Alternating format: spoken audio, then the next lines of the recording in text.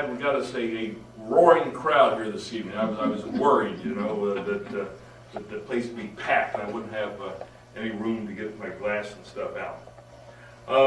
I volunteered to do a talk on decanters tonight with the understanding that everybody would bring their decanters and they would talk about it and give me some anecdotes about, you know, where they got them and what's special about the decanter and everything else. But George and I kind of put our whole collections together, and we got one additional one from,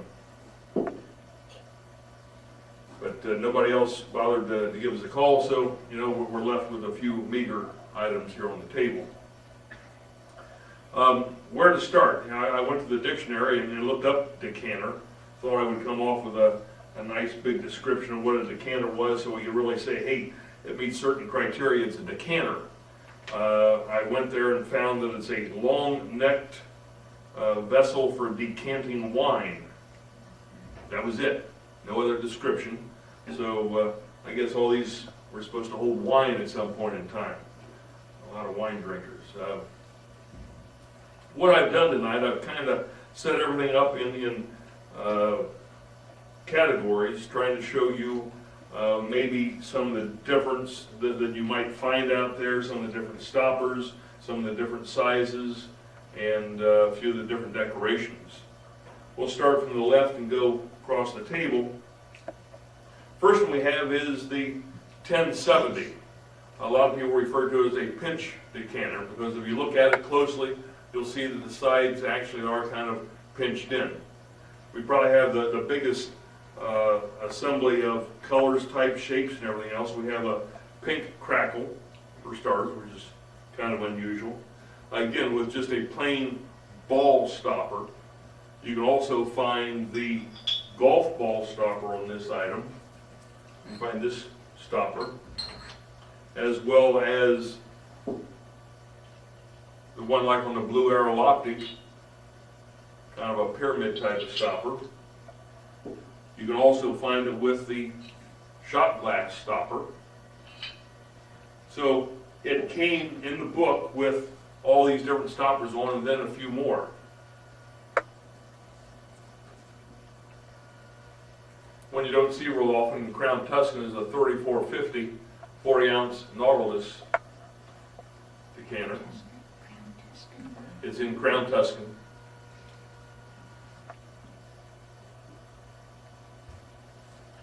It's odd that we have two examples of this. The 1379, one is a nice Cambridge cut on, one is kind of plain.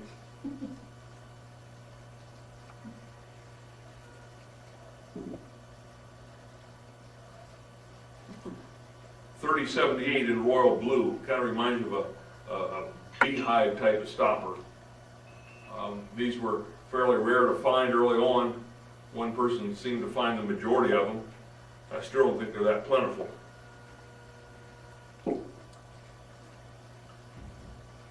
Two unusual ones. The small one is a 1387 and the large one is a 1388. The small one is 14 ounce, the large one is 28 ounce. If we look closely, we have right next door to them, without the handles, different stopper, 1320 at 14 ounce and 1321 at 28 ounce. And we also have another one with that, what is this, Chantel, Porsche? Oh, that's Rose Point. Oh, yeah, it's one of those common Rose Point ones. This item you'll find most of the time in a Farber snap-on holder. You'll find them in decanter sets and so on. It's a 3400/156 in milk.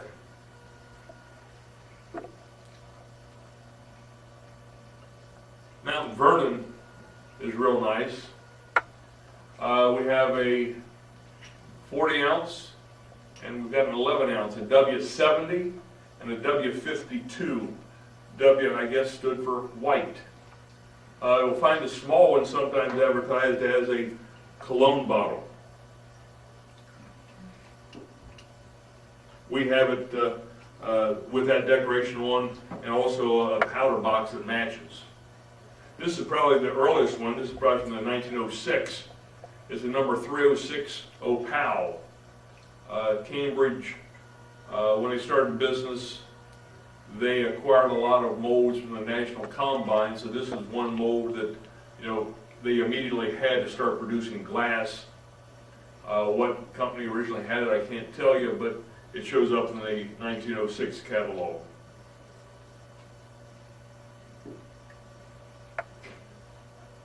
Again, brother and sister, or father and mother, or whatever, we've got a 1382 14 ounce and a 1380 26 ounce and a square type of decanter. These are fairly hard to find in color. This is nice with the silver and a frosted decoration on it.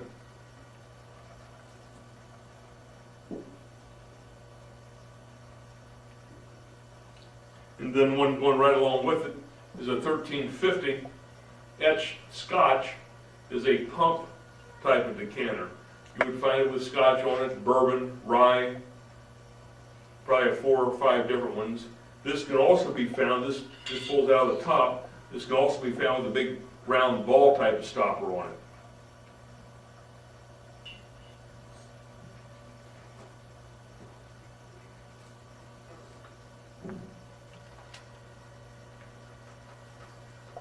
$13.22, it's a 26 ounce. We've got the elongated Scotty Dog enamel on it and the Gloria. Both of them are fairly hard to come by.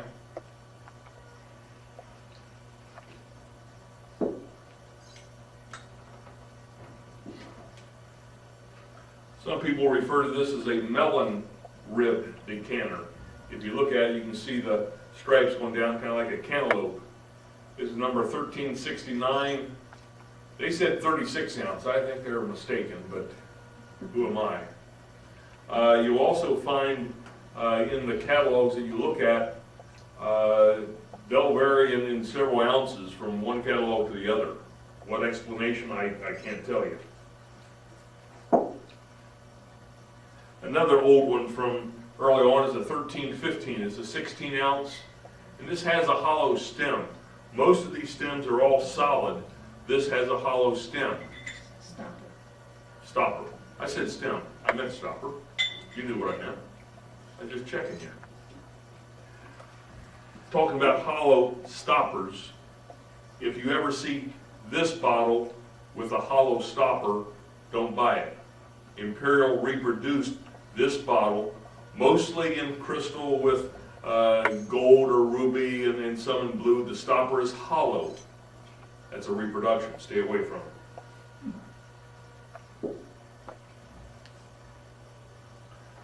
Again, we have the elongated Scotty Dog, 3400/92. It's a 32 ounce decanter in red and blue enameling, and also on the stopper and around the rim, around the foot. Really unusual. It was available in about 4 different sizes. We've got its little first cousin here at Chantilly. It's a 3400/109. And you'll find the stopper also has the 3400 pattern on it.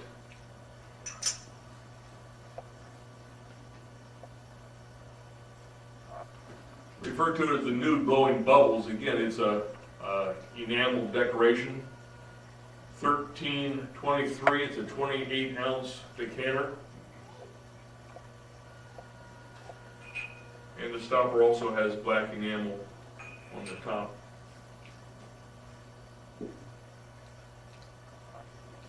This is an unusual shape, you don't see that often. Again, it's very similar to this kind of in shape.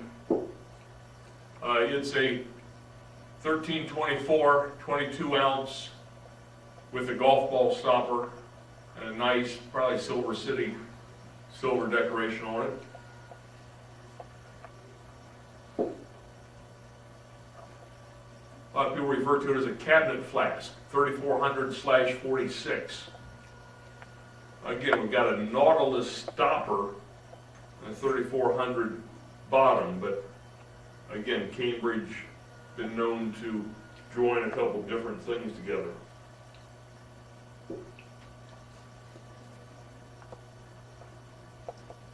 (1402/39) Tally-Ho, a 34-ounce Carmen decanter with gold silk screen on it.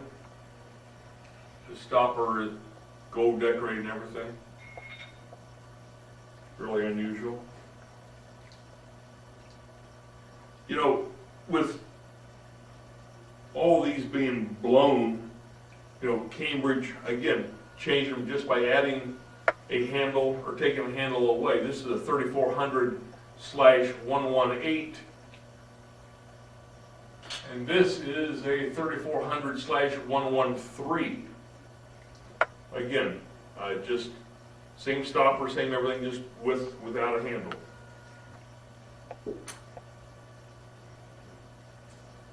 Another real pretty one with silver decoration, and again, a hollow stopper. It's a 3075 32-ounce decanter in amber with a nice silver.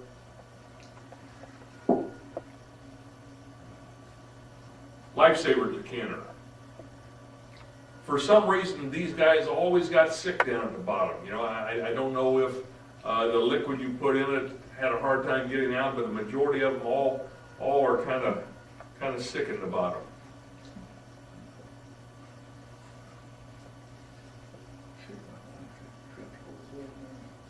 These are two interesting decanters from the 3034 catalog. They're both in smoke. I'm sorry, 3034, the 1958 catalog. I've been corrected by my conscience over here. The 1957 and the double wedding ring in 1529. Smoke is a very hard color to find, plus finding them in decanters really makes it unusual. The tall, pristine bottle. Most of these would have roast point on them. Yeah, right. Oh. That used to. She washed it off once too many times. This is an unusual stopper. You don't find this stopper in many items at all. But as it would be tonight, we've got two decanters with the stopper in it. Probably two of the harder to find on the table is the number 4A, a 12-ounce decanter in Mardi Gras, and the number 6A, ball and neck decanter. Again, both of these stoppers are hard to find, so if you ever find, you know, just the stopper itself, it's well worth buying.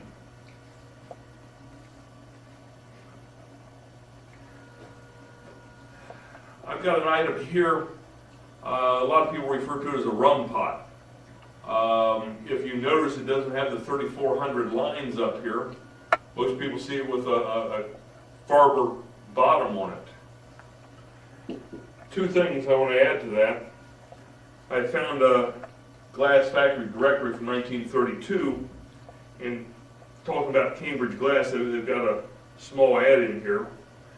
They talk about doing private mold work. I think this is one of the examples of private mold work that Cambridge did. They put their standard Nautilus stopper in it, and recently on eBay one was found with the chrome bottom, so I've got a photo of that if you care to see it. They're called a Forbin green rum pot.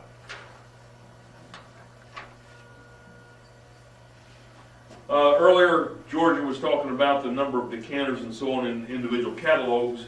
I had a chance to go through a couple of the catalog reprints we have, and if we start in 1927-29 catalog, there are 3 decanters and 16 beverage sets. Moving to the 30-34 catalog, we have 10 liquor sets, 81 decanters. The 49-53, we've got 34 decanters and 3 beverage sets. And in 1958, we've got 21 sets and 7 decanters. I guess we need to think about the beverage sets, the decanters, and the 18th Amendment prohibition, January 16th, 1920, ended in 1933. So with that information, we look at the 27, 29 catalog. We're right, 7 years into it. We see that decanters have fallen off to 3 decanters and 16 beverage sets. As we're coming out of it, ended in 33. We got to 30, 34. We picked up the 81 decanters. So you can see the influence that the 18th Amendment and the repeal of the 18th Amendment had on the Cambridge and many other glass factories and the number of decanters and the types of decanters they made. One additional thing I do have is a China Glass and Lamps from December 1957. It's on the Mardi Gras. It shows the 2 different decanters here. This is about the only item we have on Mardi Gras. It shows up in the price book. It doesn't show up in the 58 catalog. This was right before the factory closed, so there's not a whole lot of printed information on the Mardi Gras. Any questions on the decanters? There's a pretty good selection. Again, if somebody wanted to collect, here we got royal blue, we got carmine, we got green, we got mandarin gold, amber, crown, pink, we got crackle, we got most of the stoppers available shown. You can put together one heck of a collection and show most of the colors as far as transparent colors go. Any questions, comments? Could you tell about the golf ball? The golf ball. Yes, Georgia has brought a crow flight golf ball. And for those with good eyes, that's exactly what it says on the top of the golf ball stopper. So here we have one of the golf balls and one of the glass with the crow flight on it. I think we have 3 golf ball stoppers. That's the only one that you can really that see. you can make it out once you you know what it is. is. It's very faint, but I guess the mold being newer is a good way to tell. Any questions? Any thoughts? Any more comments? Feel free to come up and look. Just be careful. Thank you, Frank. One other thing I guess I should mention.